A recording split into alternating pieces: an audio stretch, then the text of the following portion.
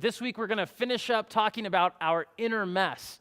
And we're going to talk about our inner critic. Now, before we do that, I want you to think about how often you use a critic. Now, what do I mean by that? A lot of times before we buy a video game or before we check out a movie or before we choose to watch a TV show on Netflix, you probably look at other people's reviews. Like maybe you look online and see what other people who have watched this or bought it thought, or maybe you just talk to your friends and you say, is it really worth this $60 to spend on this video game?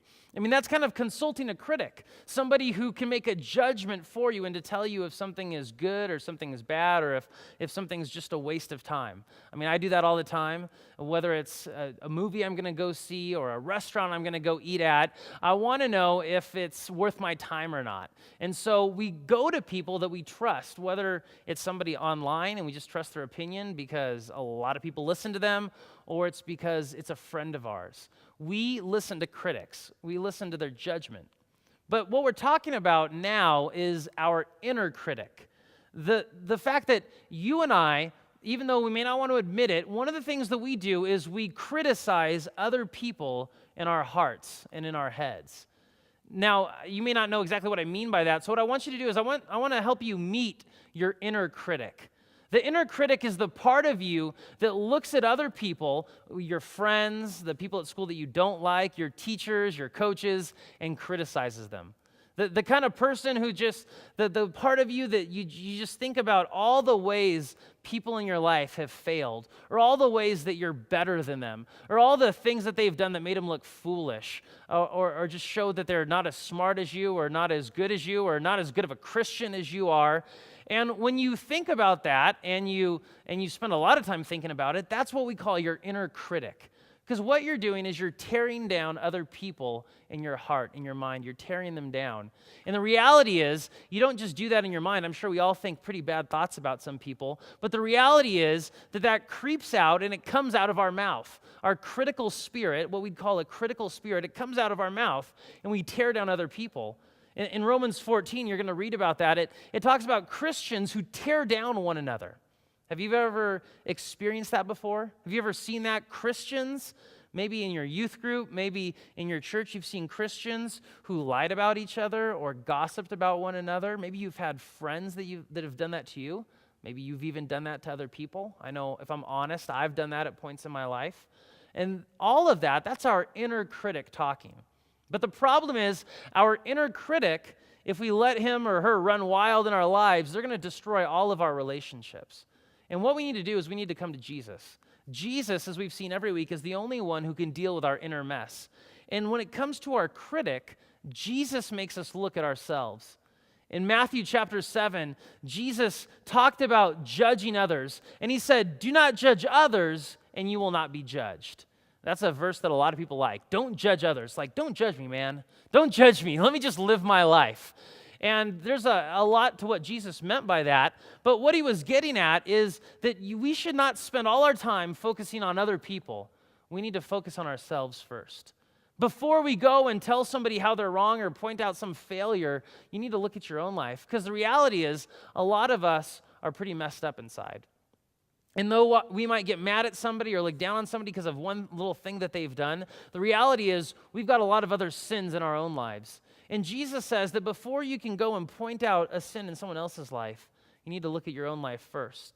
And so if you recognize that you're a person who's really critical, if people don't want to be around you because you just make fun of other people or you just gossip about them or you're just always negative about all your friends, what Jesus says you need to do is you need to stop looking at other people and you need to look at yourself. You need to look at your own heart.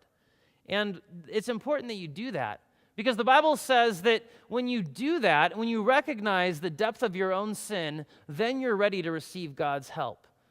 Because one of the great things, the good news that we see in the Bible is that God doesn't relate to you with a critical spirit. You know, God knows all the things you've done. God knows all the things you've said. God knows all the bad thoughts that you have in your head right now, right this moment, or an hour ago, or 2 hours ago. God knows all those things, but he doesn't look at you and just judge you and just condemn you. Instead, he loves you and wants to help you. And when you recognize how messed up you are, and when I recognize how messed up I am, I'm ready to receive God's salvation. I'm ready to receive God's grace. And so Jesus says, take the focus off yourself or off others and put it on yourself. For one time, he says that. And it's when it comes to our faults. Take the focus off of other people and look at yourself first and see what you'll find. And so when you do that, you can really begin to deal with your inner critic. But there's one other thing I want to say real quickly as we wrap this up, and you're going to talk about this more in your small group. But if you really want to be a person who's not critical and doesn't criticize others, you need to be a person who builds others up. You need to be a person that helps people, that makes them feel good about who they are rather than tear them down. And there's two good ways to do this. The first is to pray for other people. The Bible says that we should pray for all people. And so if there's people in your life who you just are negative about and you just love to think about how messed up they are and you gossip about them or lie about them or whatever, the Bible says the best thing to do is to begin to pray for them, because it's really hard to say, God, would you bless this person? Would you work in their life? Would you just take care of all their needs because they are such a horrible jerk and I hate them? Like, you can't do that, right? You can't pray that. If you pray for someone and pray that God would work in their lives, it'll change your critical spirit toward them. And then the other thing to do is to be an encourager. And that means that instead of focusing on all their negatives, be a person who's going to encourage someone. Be a person who's going to build other people up, who's going to talk about the great things that others have done, the things that you're impressed by, the things that you're amazed by, the things that you really appreciate about other people. If you focus on being an encourager, then you won't really have to worry about your inner critic. Because while you might have critical thoughts about people, while you might want to be judgmental towards others, while you might even be tempted to be a hypocrite, if you focus on prayer and being an encourager, you're going to be the kind of person that others want to be around, and you're going to silence your inner critic. And when you do that, you'll have a little less mess in your life, and you'll have those relationships, and they'll be healthy, and they'll be strong, and they'll honor God.